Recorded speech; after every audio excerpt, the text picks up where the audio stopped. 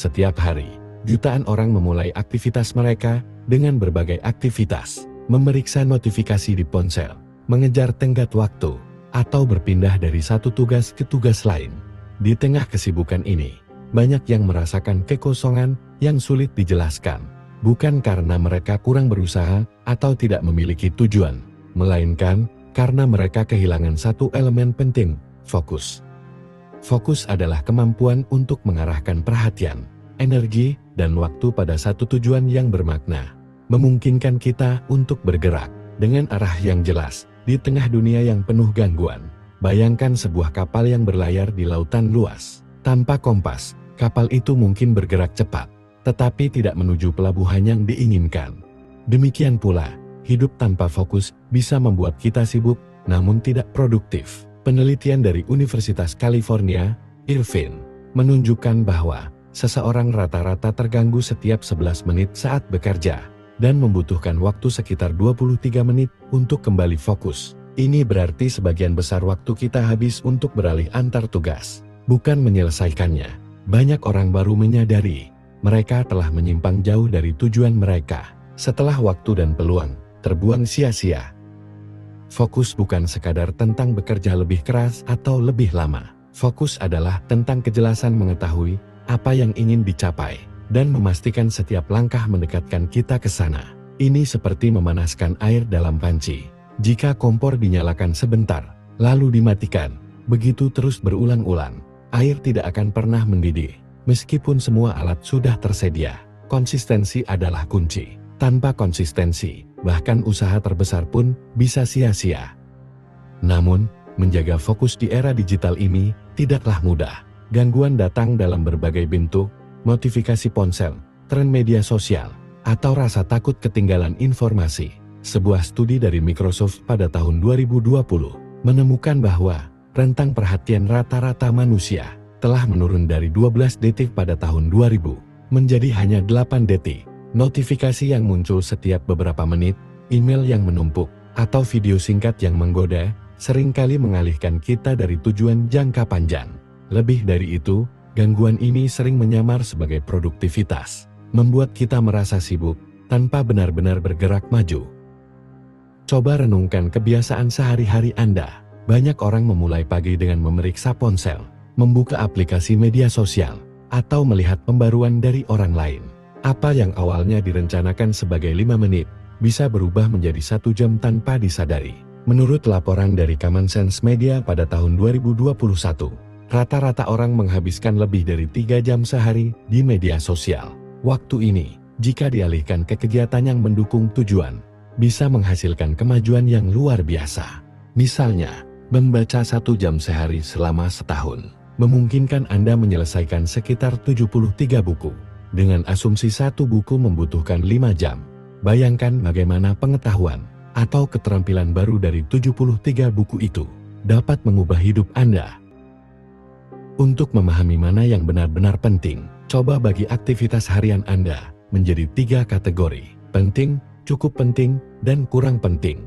Kegiatan seperti membaca buku, berolahraga, mempelajari keterampilan baru, atau menghabiskan waktu bersama keluarga seringkali termasuk dalam kategori penting, karena mendukung pertumbuhan jangka panjang. Sebaliknya, aktivitas seperti menelusuri sosial media atau mengikuti tren yang tidak relevan mungkin termasuk dalam kategori kurang penting.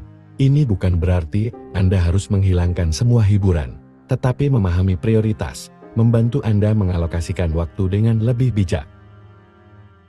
Fokus juga membutuhkan keberanian untuk memilih dan melepaskan. Dalam bukunya, Essentialism, Greg McKeown menuliskan bahwa fokus bukan hanya tentang melakukan lebih sedikit, tetapi tentang melakukan hal yang benar.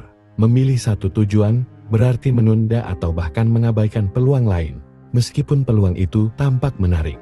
Misalnya seorang pelukis mungkin memilih untuk mengasah gaya realisme selama bertahun-tahun, menolak godaan untuk mencoba setiap teknik seni yang sedang tren. Dengan mendalami satu bidang, ia membangun keahlian yang membedakannya dari yang lain.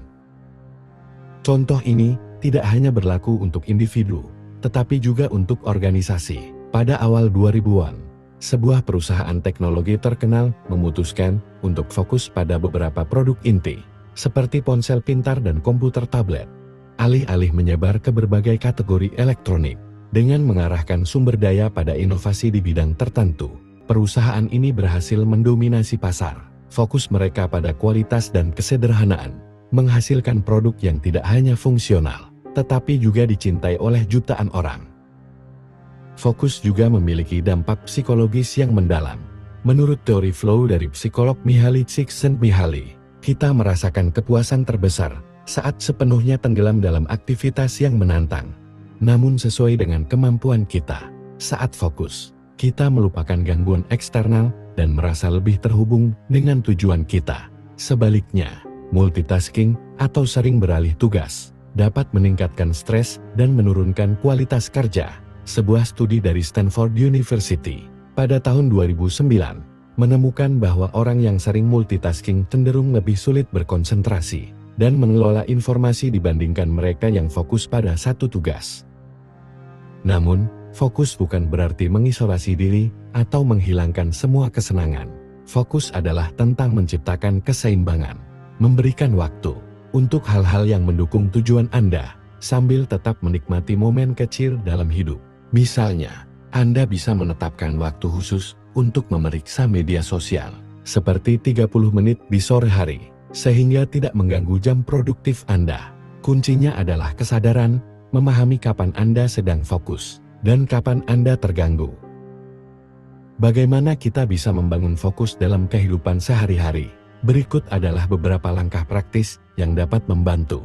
Pertama, tentukan satu tujuan utama. Luangkan waktu untuk merenungkan apa yang benar-benar ingin Anda capai dalam 6 bulan atau 1 tahun ke depan. Tulis tujuan ini di kertas dan letakkan di tempat yang sering Anda lihat, seperti meja kerja atau cermin kamar. Kejelasan tujuan adalah langkah pertama menuju fokus. Kedua, buat prioritas harian. Setiap malam, tulis 3 hal terpenting yang ingin Anda selesaikan esok hari. Fokus pada tugas-tugas yang mendukung tujuan jangka panjang Anda, seperti membaca bab buku atau menyelesaikan bagian proyek.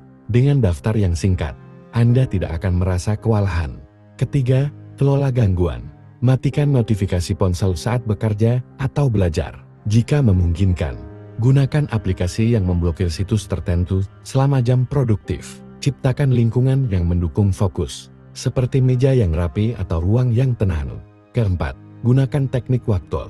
Coba metode seperti Pomodoro, di mana Anda bekerja selama 25 menit tanpa gangguan. Diikuti istirahat 5 menit. Teknik ini membantu menjaga konsentrasi tanpa membuat Anda lelah. Kelima, refleksi mingguan. Di akhir minggu, luangkan 10 menit untuk mengevaluasi kemajuan Anda.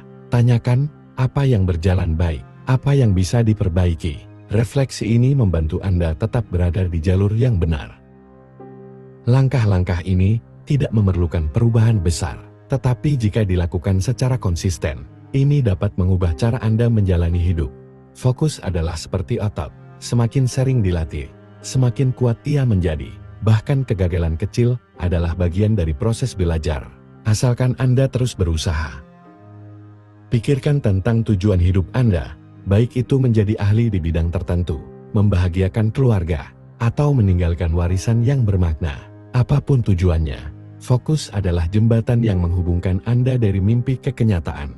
Tanpa fokus, tujuan besar hanya akan menjadi niat yang tidak pernah terwujud. Seperti kata filsuf Romawi Seneca, jika seseorang tidak tahu ke pelabuhan mana ia berlayar, tidak ada angin yang menguntungkan.